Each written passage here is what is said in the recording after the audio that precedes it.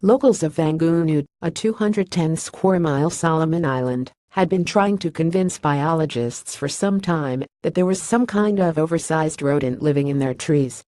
A rat so big it could crack open coconuts with its teeth. They called it Vika.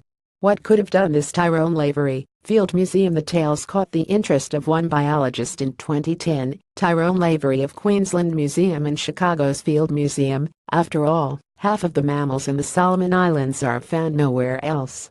But he could never quite catch a glimpse of the possible mythical creature. Lavery recalls, if you're looking for something that lives on the ground, you're only looking in two dimensions, left to right and forward and backward. If you're looking for something that can live in 30-foot-tall trees, then there's a whole new dimension that you need to search.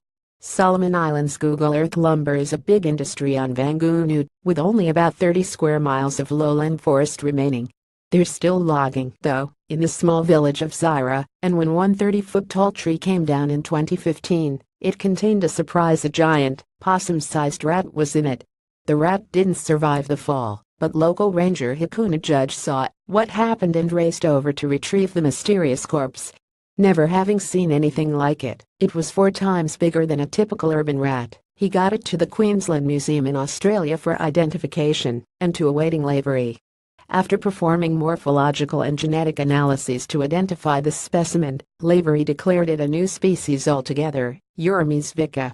It's the first rat discovered in 80 years from Solomons, and it's not like people haven't been trying. It was just so hard to find, says Lavery.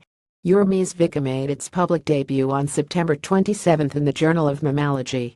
Eurymys vika. Lavery. Unfortunately, since the rat seems to require a rainforest ecosystem, the deforestation of Vangunu means that on the day it was introduced to the world, vika was already endangered.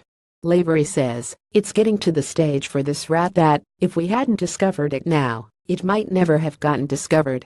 The area where it was found is one of the only places left with forest that hasn't been logged. It's really urgent for us to be able to document this rat and find additional support for the Zyra Conservation Area on Vangunu where the rat lives. Peggy McNamara, Field Museum. Geoffrey Kenton. Cecil Thelian.